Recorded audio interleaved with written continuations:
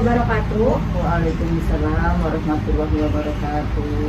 Perkenalkan, kami dari Kampus Tikes Bogor Husada. Nama saya Sari Siti Nurbaiti dan teman saya, nama saya Nisa Alhamdulillah. Sebelumnya, terima kasih kepada Ibu Retno yang telah bersedia untuk diwawancarai. Bagaimana kabarnya, Bu? Alhamdulillah baik. Alhamdulillah baik ya, Bu. Sebelumnya, menurut Ibu, profesi apoteker itu sendiri itu apa ya, Bu? Profesi apoteker itu adalah profesi yang dia itu adalah ahli obat. Jadi dia yang pertama kali memulai dari formulasi obat, terus cara pembuatan obatnya, terus kemudian juga dia juga menguasai distribusi obat, cara penanganan obatnya, cara penyimpanannya, dan sampai kepada pelayanan obat itu kepada pasien gitu. Sudah berapa lama ya, Bu, menjadi seorang apoteker? Menjadi apoteker sudah dari tahun 96, jadi sekitar 26 tahun. Iya. Iya, Bu. Iya. Sebelumnya, apakah kami boleh tahu kapan berdirinya apotek ini? Apotek ini berdiri bulan Mei 1998. Ya, udah 20 berapa tuh? 22 tahun ya? Ya, 22 tahun. Jadi untuk mengenai perizinan untuk membuka apotek ini, apa saja syarat-syarat membuka izin apotek? Syarat-syarat membuka apotek yang pertama itu adalah lokasi. Jadi misalnya lokasi itu biasanya punya sendiri atau nyewa. Terus udah gitu yang pertama kali harus ada dalam pembukaan apotek ini adalah apoteker penanggung jawab. Jadi penanggung jawab itu harus ada. Nah, setelah itu apoteker penanggung jawabnya itu juga harus mempunyai surat-surat izin yang lengkap.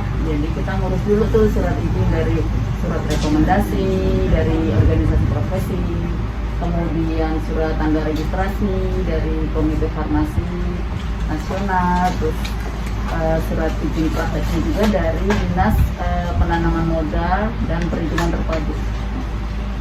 Kemudian dari syarat-syarat apotekernya sendiri, kemudian juga syarat-syarat yang lain itu ada peralatan juga, terus misalnya ada juga tenaga kerja gitu. Ya begitu loh, banyak sih. Lokasi yang seperti apa untuk membuka apotek? Kalau lokasi, yang penting jumlah penduduknya padat lah gitu ya. Kalau misalnya jarang-jarang juga kasihan apoteknya tersepi. Jadi kalau lokasi itu mau di pedesaan, mau di perkotaan itu, kalau misalnya penduduknya padat itu bisa saja kita buka gitu. Karena tidak harus di pinggir jalan raya gitu. Di kampung juga kalau apotek itu benar-benar dikelola dengan baik oleh apoteker tersebut, pasti bakalan bisa maju. Cara pengajuan perizinan apotek itu biasanya gimana sih? Kalau perizinan apotek kita ngajuin izin itu ke DPMPTSP, jadi Dinas Penanaman Modal dan Perizinan Terpadu Satu Pintu, singkatannya DPMPTSP Kabupaten Bogor kalau di sini ya. Dari DPMPTSP kita serahkan berkas-berkas jika udah lengkap, maka berkas akan dilimpahkan kepada Dinas Kesehatan Kabupaten Bogor. Nah, dari Dinas Kesehatan Kabupaten Bogor nanti ada semacam survei kelayakan, ada pemeriksaan kita kelayakan sarana prasarana, terus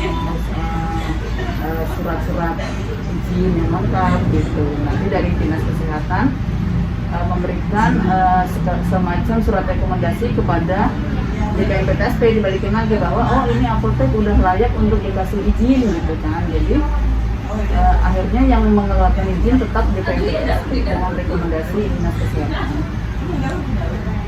Apakah satu apotek memiliki satu apoteker atau mempunyai apoteker pendamping?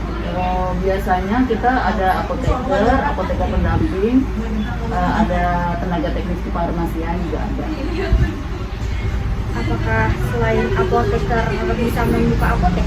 Bisa. Jadi kalau selain apoteker itu namanya pemilik modal atau pihak kedua ya. Jadi mungkin ada kerjasama. Jadi nanti apabila pemilik apotek itu bukan seorang apoteker, maka untuk peraturan yang terbaru saat ini harus atau wajib membuat PT, perseroan terbatas gitu.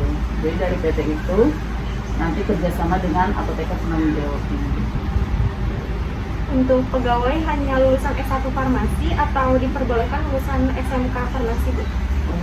Kalau pegawai kita bervariasi dari apoteker ya, pertamanya apoteker, terus yang keduanya ada yang D3 farmasi, terus ada yang SMK farmasi, terus ada juga yang dari SMK umum, tapi pasti tugasnya masing-masing gitu. Oh, jadi ada bagian-bagian tertentu, iya. Tidak semuanya di pelayanan ya, Bu? Tidak. Lalu bagaimana jika bukan seorang apoteker, jika ingin membuka suatu apotek akan dipersulit? Oh enggak sih, semua peraturan itu kan sekarang udah nasional ya, jadi lewat OSS itu kan, OSS RBA itu. Nah di situ sudah dijelaskan bagaimana jika pemilik prasarana tersebut atau pemilik modal itu adalah seorang apoteker, atau misalnya pemilik modal itu bukan apoteker, itu semuanya udah dijelaskan dan saya rasa nggak ada yang sulit sih. Apakah ada hal sulit untuk membuka apotek? Sulitnya sih selama ini yang lamanya itu karena persyaratannya itu banyak banget gitu. Jadi kita dari satu step ke step yang lain itu bisa butuh waktu hampir 1 bulan. Karena kalau di total bisa lebih dari, kadang ada yang 1 tahun, ada yang lebih dari 1 tahun gitu. Jadi per stepnya itu ada tahapnya, ada per bulan. Iya. Oke, baik, terima kasih Bu. Sebelumnya apakah ada kata motivasi atau ada harapan kepada calon-calon apoteker untuk kedepannya? Untuk kedepannya, kalau pesan saya kepada anak-anak calon apoteker, tetap semangat, bahwa dunia kalian tuh luas gitu. Jadi sebetulnya kalau kita jadi apoteker itu nggak bakalan jadi pengangguran gitu, karena kita tuh dari produksi, distribusi sampai pelayanan itu kita apoteker semua gitu. Jadi tinggal kita mau memilih peran di mana gitu. Misalnya kalau kayak saya kan perannya di pelayanan, mungkin ada teman saya yang perannya di produksi seperti di industri gitu kan. Atau ada teman yang milih di distribusi, misalnya di distributor obat ya, pedagang besar farmasi PBS gitu.